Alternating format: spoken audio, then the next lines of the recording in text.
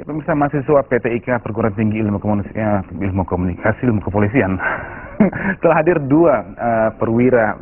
Pertama di samping saya itu ada Ajun Komisaris Polisi M. Arsal dan juga Ajun Komisaris Polisi Robert. Selamat pagi, terima kasih mau hadir Selamat Bapak pagi. Polisi.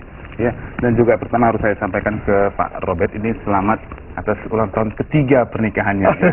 Pas hari ini tanggal 8 Februari 2006. Betul. Ibu nonton dong musuhnya. Mudah-mudahan ya. Selamat ya, sekali lagi selamat. Terima kasih. Oke, mahasiswa PTIK, ya, Iya. tentu semangat belajar tinggi, ya kan? Nah, ingin saya tanyakan pertama kali pada saat masuklah Iya. ke PTIK itu, apakah memang keharusan? Apakah memang harus jenjangnya itu harus lewat situ, atau mungkin ada pilihan? Kalau kita berpikir karir. Jadi tentu kita akan berpikir bahwa karir kita ke depan harus seperti apa. PTIK ini sesuai dengan aturan memang di dalam Undang-Undang Kepolisian pasal 38 sendiri itu menyatakan bahwa ada sebuah pembinaan karir. Jadi setelah dari Akpol, untuk yang dari Akpol, nanti jenjang karir berikutnya itu untuk masuk PTIK. Ini untuk masa depan ke depannya ya. Karena kita ketahui kalau seandainya kita tidak mengikuti jenjang PTIK ini, nanti pada waktu kita naik ke kompolnya itu ada masa tenggang waktu yang terbatas. Yang kalau kita ini bisa jadi 11 tahun, tanpa masuk pendidikan itu bisa jadi 13 tahun. Tapi pun, kalaupun tidak masuk PTIK, memang ada yang namanya selapa. Itu bisa diambil untuk tetap bisa mengikuti rule.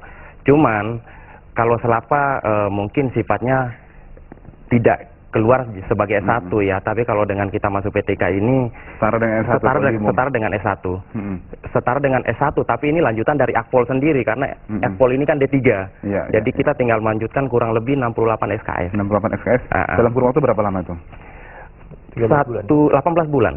13 bulan di dalamnya. Karena ada pola PPJJ namanya. Itu sebelum kuliahnya ya? Iya. Sebelum kuliah dimulai itu berarti ada sekitar berapa, 6 bulan ya? Untuk lapangan di luar 3 bulan. 3 bulan. Iya. Oke, nah kalau Mas Robert itu yang sudah pengalaman sekolahnya udah bisa bilang kemana-mana ya, ke AU juga pernah, kuliah juga pernah ya kan. Nah, akhirnya menetap di Akpol dan sekarang masuk PTIK. Pada saat masuk PTIK itu sama nggak perasaan seperti pada saat masuk Akpol dulu? Kalau masalah perasaan memang ada beda ya, karena waktu kita masuk ke Akpol kan memang suatu proses pembentukan ya. Jadi disitulah proses pembentukan saya jadi polisi kan begitu. Kalau di PTIK ini kan suatu lembaga di mana saya bisa untuk mengembangkan diri. Jadi apa? Jadi dari apa yang sudah saya dapat di Akpol dulu secara akademis maupun pengalaman saya dinas di lapangan, untuk ke tahap selanjutnya seperti yang tadi disampaikan oleh Arsal, saya kan perlu pengalaman banyak, perlu mendalami lagi, perlu bekal lagi. Nah, itu yang saya dapatkan di PTIK. Jadi kalau masalah perasaan ya ada perbedaan memang. Lebih matang mungkin. Ya. Kan? Nah, selama 7 tahun di lapangan dinas, ya kan? Sekitar 7 tahun lah kita bilang.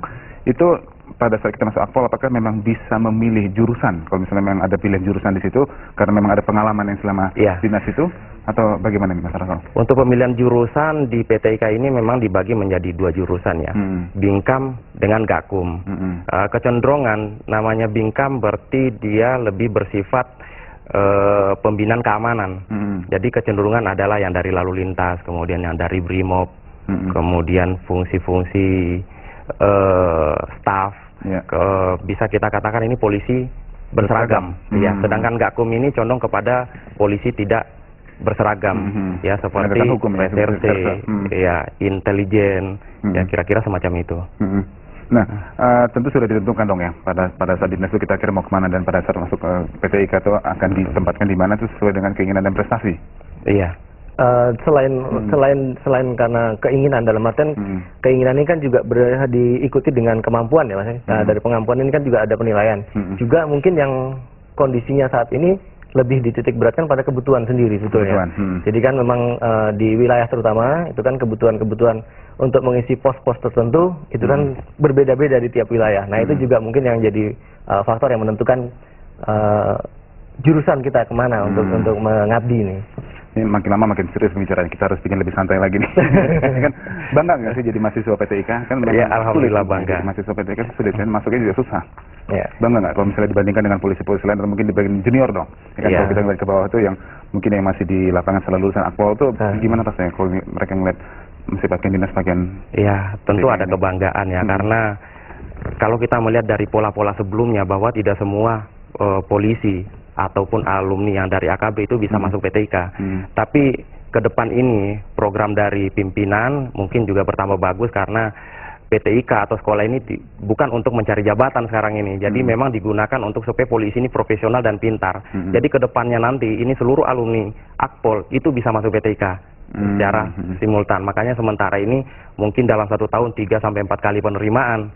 Tapi nanti untuk mulai tahun 2007-2008 ini sudah perangkatan yang dari Akpol lulusan mulai tahun 2001 itu secara seluruhnya bisa masuk. Iya. Ini bisa lulusan terbaik nih kalau ngomong gini terus kalau dari gubernur.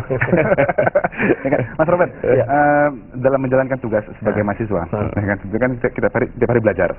Begitu banyak yang harus dipelajari, apakah itu mengenai hukum, apakah itu undang-undang, apakah itu mengenai taktik, teknis segala macam ya. Nah, itu beban yang dirasakan tuh bagaimana? Kalau sebagai mahasiswa sama nggak mungkin dengan mahasiswa yang ngambil kuliah umum S1 ataupun S2 lah mungkin. Nah, pernah nggak merasa membandingkan gitu? Kebetulan karena dulu saya pernah kuliah ya. Memang ada perbedaan. Ada dalam artian bukan juga jadi beban. Mungkin pada awalnya mungkin jadi beban. Yang jelas yang agak berbeda itu bahwa kita ini kan terikat dengan waktu. Karena ini pendidikan dinas, jadi kan ada waktu.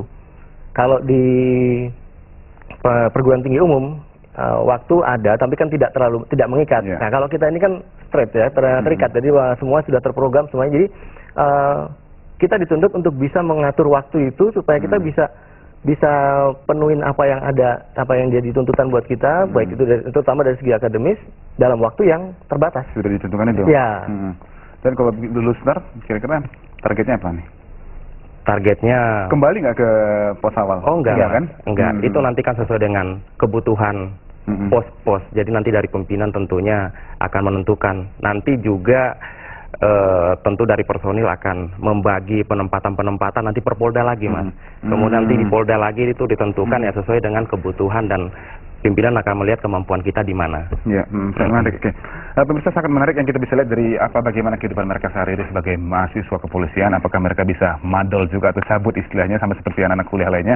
Kita akan tanyakan setelah pariwara yang satu ini. Dan juga jangan lupa SMS sudah menanti Anda dengan hadiah Rp500.000 jika Anda benar menjawab pertanyaan apa topik Minat Live to hari ini hari Rabu tanggal 8 Februari 2006. Di handphone ketik dulu MDL dan pilih jawabannya A, B ataupun C, dan lewat SMS kirim nomor 3944. Jangan kemana-mana, Minat Live akan kembali.